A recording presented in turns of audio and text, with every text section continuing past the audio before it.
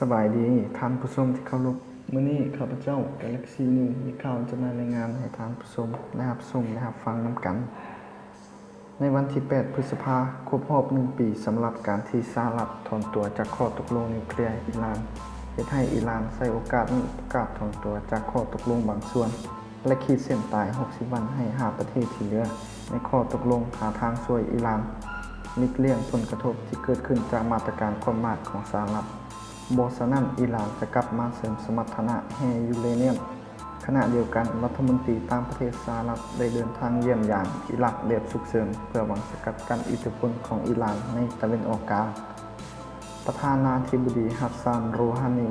ประกาศมื้อนี้ว่าอิหร่านจะระงับการขายแร่ยูเรเนียมเสริมสมรรถนะและน้ำมันหนักส่วนเกินจากการผลิตกระแสไฟฟ้าให้แก่ต่างประเทศซึ่งเคยเฮ็ดให้ปริมาณสะสมแร่ยูเรเนียมของอิหร่านอยู่ในระดับภายใต้ข้อตกลงที่มีชื่อว่า JCPOA เมื่อปี 2015 และการขายดังกล่าวถูกสหรัฐคว่ำบาตรในเมื่ออาทิตย์ที่ผ่านมานอกจากนี้อิหร่านได้กำหนดเส้นตายให้ 5 ประเทศที่ยังอยู่ในภายใต้ข้อตกลงได้แก่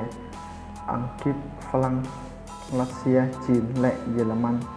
หาทางบรรลุข้อตกลงภายใน 60 วันเพื่อคุ้มครองอิหร่านจากการคว่ำบาตรอุตสาหกรรมน้ำมันและภาคธนาคารโดยสหรัฐบ่ฉะนั้นจะกลับมาสืบต่อการเสริมสมรรถนะแร่ยูเรเนียมให้เกินกว่าขั้นต่ำในข้อตกลงอย่างไรก็ตามโรฮานีย้ำว่านี่บ่แม่นจุดจบของข้อตกลงนิวเคลียร์นับตั้งแต่ทรัมป์นำพาสหรัฐออกจากข้อตกลงเมื่อปีที่ผ่านมาและกลับมาคว่ำบาตรอิหร่านประเทศที่เหลือต่างก็พยายามยื้ออิหร่านให้อยู่ในข้อตกลงต่อไปแต่ก็ล้มเหลวเนื่องจากบริษัทจากยุโรปจำนวนหลายพากันถอนตัวจากอิหร่านเพราะย่านการลงโทษจากสหรัฐรัฐมนตรีกลาโหมฝรั่งกล่าวมื้อนี้ว่าฝรั่งยังต้องการให้ข้อตกลงอยู่ต่อไปแต่ก็คือว่าหากอิหร่านละเมิดมื้อใดก็จะพบกับการคว่ำบาตรเพิ่มเติม